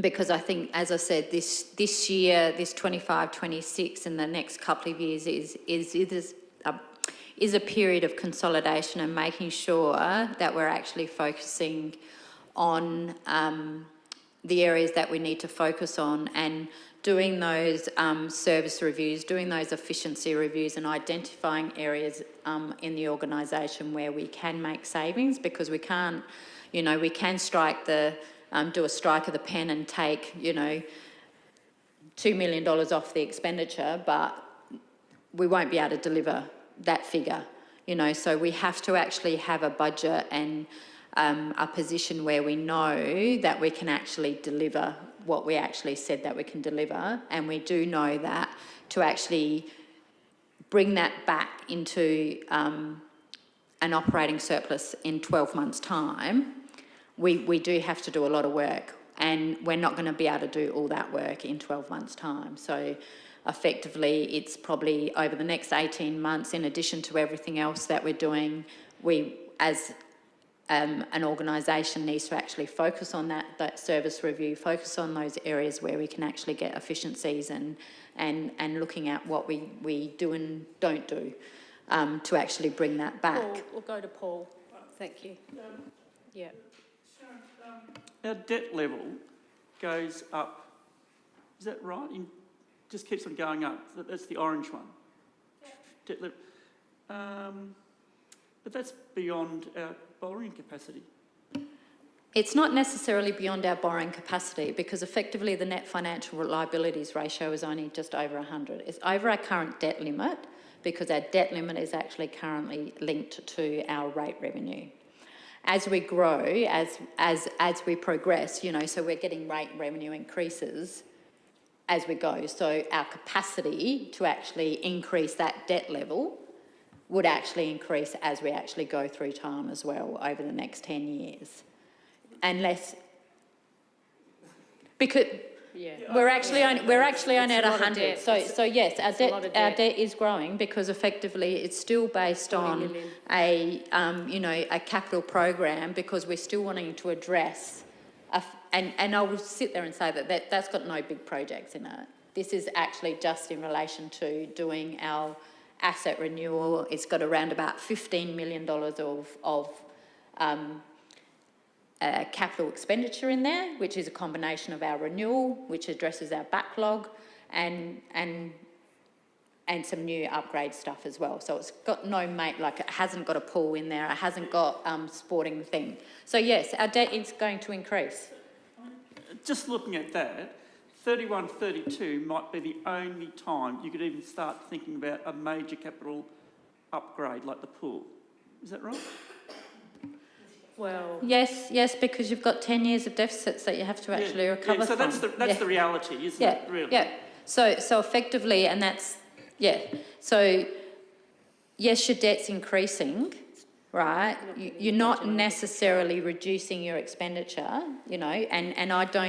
and I'm not advocating that effectively the expenditure needs to be reduced either, because especially from a capital perspective, because all that's doing is going to increase your operating costs because your maintenance charges. So I suppose from that perspective, because it's still, as long as you're growing your revenue in the sense that you're actually taking into account that you've got your revenue increases associated with your cost increases, and that effectively you're generating cash from your operations so you can start paying down that debt. So I think realistically in that forecast, while we actually get a high debt, we've got the capacity to start paying it down. So you don't have to pay it all the way down as well. again, it's up to you, up to the council at the time as to what they feel comfortable given what they're actually doing. But you actually do have cash being generated that you've got the capacity to borrow or to start repaying. Sharon's provided that slide previously. So this is just updated based on the current budget. So I've just basically put all the budget in. Yep. Yep. Thanks, Sharon. And given that we are paying attention to what our Audit and Risk Committee is directing us to do, Yeah. and you're saying that it's possibly not achievable within that particular year, but perhaps the next, I'm wondering why we've been presented with a budget or of the capital that's taking us well over. I'm struggling to see why executive haven't gone through this list with a little bit more rigour, because what it leads me to do is to look at myself, and I've highlighted a whole pile of things that I'm not convinced. My pet hate, of course, is the overuse of CCTV in this organisation. There's things that I think should be coming out immediately. So, Cody? Yeah, so this wouldn't be taking into account the result of asset reviews, would it? Because I know that we said we were behind on that stuff, and I think some of that was in the budget, but my understanding of asset reviews is that they always come back with, I don't know, worse news and say that stuff that had 40 years on it has 30 years on it now, we're suddenly $4 million more in debt. Is that taken into account at all in terms of our... The capital, basically the transport, because we did the condition assessment last year, so effectively the renewal program, and that is actually based on those condition assessments. So from that perspective as well. So, and in going back to Helen's comment, is to sit there and say, from a executive team, we have actually spent a lot of time and effort reviewing this and making sure that what we actually present is that we think is a fair and reasonable position without actually further degrading the position of the council's assets going forward. Yes, there may be a few things that on the fringes that you might want to sit there and say, okay, well, you know, do we really need to do that? But fundamentally, I think some of those things are actually on the fringe that would actually come there and wouldn't necessarily impact these results that much further. From an asset perspective, because effectively you just need to understand about, you know, and I'll go back to the discussion that we had a couple of weeks ago, is the focus is on that we actually need to make sure that from an asset management perspective we're actually spending that money, so we're actually not kicking the can down the road. Because if we actually sit there and say, oh, okay, well, we're not going to do our asset renewals, that's what we're actually doing. Yes, maybe CCTV, we might not necessarily need CCTV. That might be a personal opinion and all that sort of stuff, and that can be a discussion of the chamber when we actually take, it gets presented as to whether CCTV gets funded this year or gets pushed down the road again as well. But from an assessment perspective, I think that to say why have we presented something that's actually forming increase in borrowings is because we think that's essentially we actually need to do this to actually get the council in a stronger position to actually work itself out of where it is now. Well, we haven't reduced the deficit, it's still 1.9. Yep. So It still hasn't moved.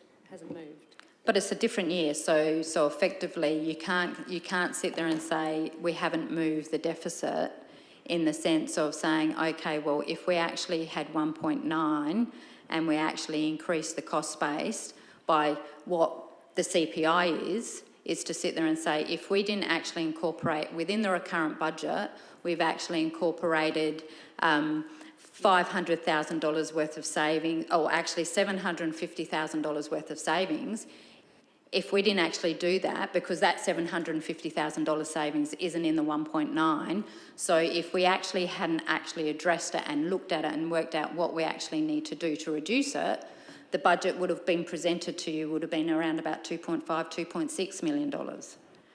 So saying the number's the same as this year doesn't mean we haven't fixed it.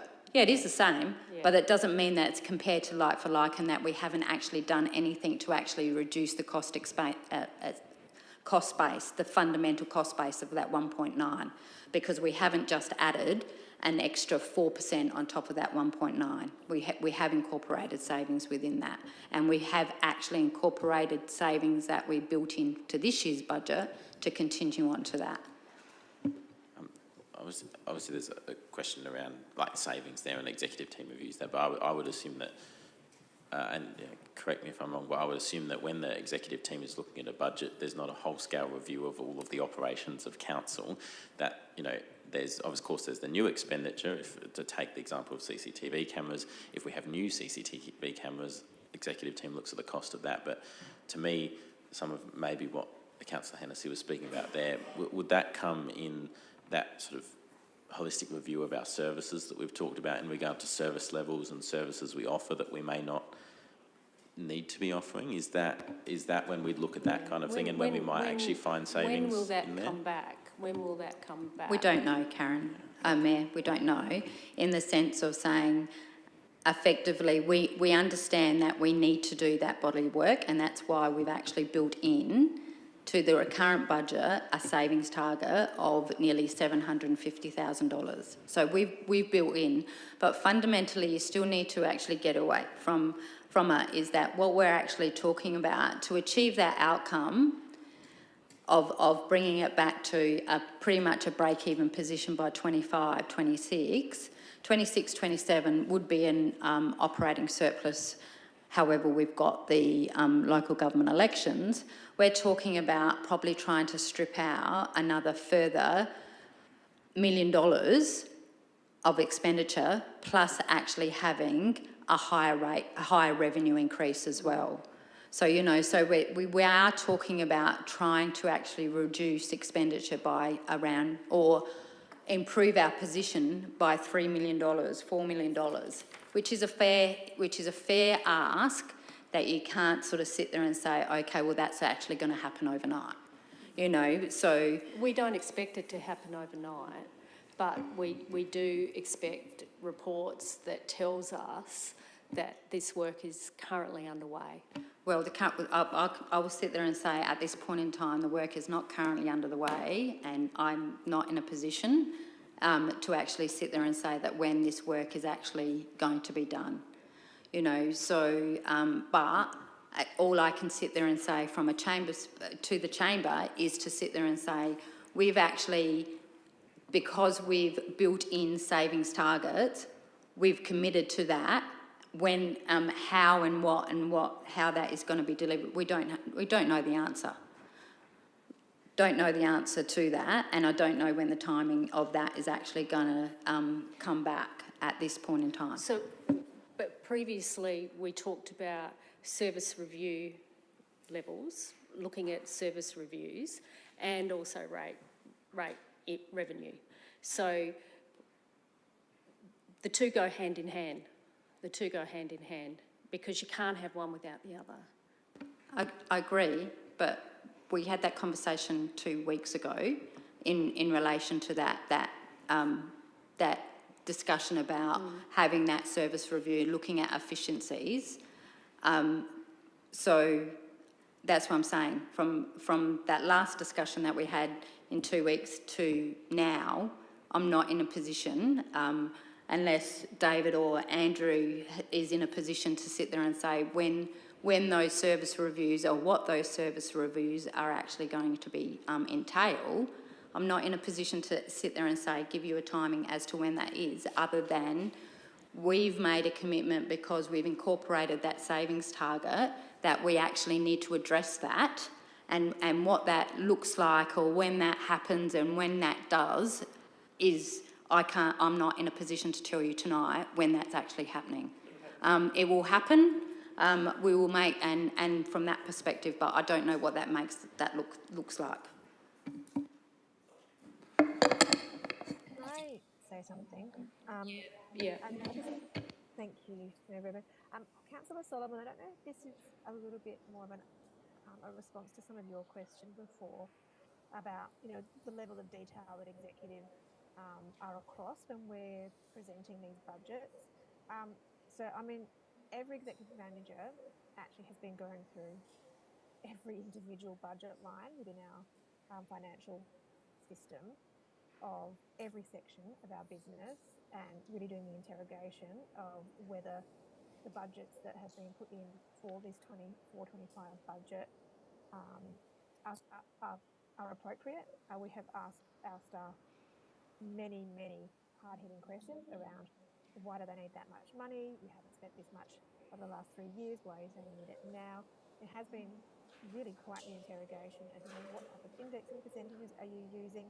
What are your assumptions in terms of whether this is contractor, internal? We've been really pushing our staff to, to put in well-assessed and quality budgets. Like this is an operating space, so that we as exec have got transparency across what they're putting in, and so that we haven't been putting in budgets that have got a nice bit of fat in them for just in case. Like we have really worked hard to take that out, and so I think we do as exec actually have quite a good level of understanding of the nitty-gritty of what the current budget we've put forward to you. And then just to reiterate where there's some Sharon's points there on service level review, they just aren't something that's really simple. Yeah. It's not, and we council is running literally hundreds of services. Yeah. Trying to decide which of those we're going to prioritise. Like what are we going to cherry pick that might give, the best efficiency to save money.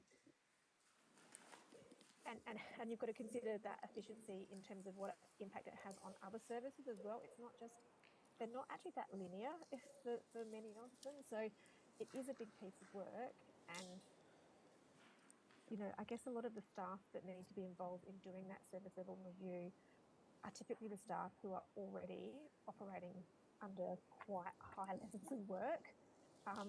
And they've got to also be part of the strategic long-term financial planning work and have inputs into that. So there's a real balancing act in getting the benefit out of that service level review in the finances. So I think we wish, and can I be honest, I think staff wish there was a real easy silver bullet solution to that service level review, because don't forget that service level investigation also puts a different level of strain, or I don't know if strain's the right word, but a little bit of stress onto staff, because they start to get uncertain around what their future is and how things might change. Now, change can be really good, but that lead up to change can be really scary for people. So we're also, it's just a real balance, and we've got to try and get it right, and that piece of work to decide where we focus our attention. And I know around this table, around the table you're sitting at right now, there'd be quite different views as to what the low-hanging fruit might be, and I think that's a discussion for obviously another night,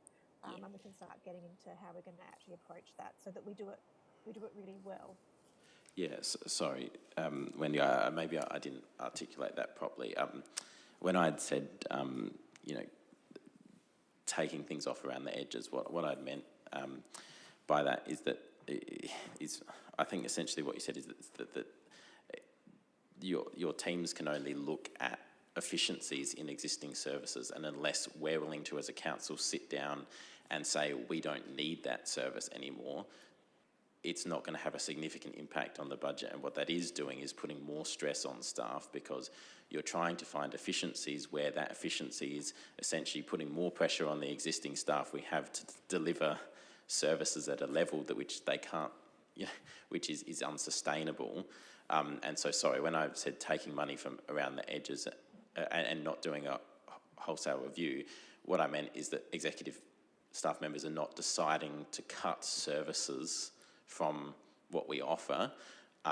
All they're doing is trying to find efficiency. So I'm sorry, I in no way meant to insinuate that people aren't working hard or that those pressures aren't coming back to staff. All I meant is that we're not going to see a huge reduction in expenditure from essentially trying to just find efficiencies in budget lines. That's what I'd meant. So I apologise for that. I don't think any apologies necessary. I don't think that's what I interpreted either. But I think just that understanding that it's just not, we can try and shave off around the edges within capacity, like known capacity, to still do work well. And there are some things that will be low-hanging fruit that we can probably make better productivity changes on, to get more for less type thing, or at least get more for the same, perhaps. But then what do you start to really cut to make savings is another whole question. And I think it's going to be a really interesting conversation. It'll be one that we'll have a lot of fascinating debate over, I'm sure. Nathan. Yeah, thank you. Great conversation on efficiencies picked up. This chamber has heard me talked about quality improvement and the like. It's not a new thing. The appetite there in looking at your systemic ways of doing things is definitely a good move. And those reviews aren't just a one size fits all. Once we're done this, you actually need to then start again in a 12-month cycle internally, in a biannually, in every 3 years. Those are the ways. And Councillor Solomon put it perfectly in the relation of, we're not talking big fish here, because some of those systemic changes actually don't get fully realised for a magnitude of years, because as sad as this is to say, you might pick up some problems throughout your review, some efficiencies that you can pick up in your review, which actually means reducing a team on any given thing and moving that staff member over to another area of the business, or ultimately moving them on. That's business when we look at these things. But that is not something you can snap your fingers at and go, oh yeah, we're going to do this now, like that, realistically. So I think good conversations to come, and a good appetite. I commend Wendy and your team and staff involved in this, because you've got to want to do it, and it is a thought process, a cultural change, whatever you want to itemise it as. It is a big project to embark on, and to this level in modern day, and somewhat sort of starting from scratch, I say, with the utmost respect, if that makes sense. Just touching on where we're at right at this point in time in this particular workshop, and correct me if I'm wrong, Sharon, there's a lot of back and forth in how the budget currently sits, but to me tonight is, hey guys, this is where we're at. We're still working on it. We're in March, obviously. We've got a bit of work to do, but some of the capital projects we're putting forward, some of the FTEs, some of the renewal things, these are on our radar. What do you think? Let's have a discussion. Thank you for the presentation. Some of the line items that I'm going back through to our package, and thanks for sending that beforehand, by the way. I don't think... Well, what I'm going to say now, it's 9 o'clock. It's 9:05, and what we should probably do is call it quits for tonight. Okay. And if people have interest, for example, Councillor Hennessy mentioned CCTV. I think we need to do it via email. Copy all elected members in, and executive staff, and we can go from there, because I think we're not going to get to this tonight. No, it's too late. It's too late. Yeah, look, I don't disagree. And again, it was handy having the package. I just wanted to make a couple of real high-level comments, if I could, just of what I've read, if that's okay. New FTEs, I calculated the sort of appetite for around 7.9. I think I calculated in this budget cycle. There's actually 3, because that figure is actually incorporating all the associated on-costs associated with that. So that's the 3 depot staff that have come out of the workforce plan, where the recommendation was 6, so that is actually only 3 FTEs with all their associated superannuation and all that on costs on top of it. So it's not just their straight salary. No. So Thank you. on the last page, new FTEs, talk about Yeah. depot staff of Yep. 3. 3. And then we go on to community engagement officer. They're not in the budget. There's only one. There's only the Sorry, 3. there is a big black line that says below the line. That's right. So That there's only I've- 3. that I've There's only 3 completely missed. additional FTEs that are being presented in the numbers tonight. No worries at all, because I just my apologies. Thank you for that correction. This is why we have these conversations. So if you've got items that you want to raise, please do it via email. That's how we Because email, I so think thank you. I think it's too late now. It's too late to go through this now, which is quite disappointing. But I think we can do it via email. Copy all elected members in and copy the executive management team in. Thank you.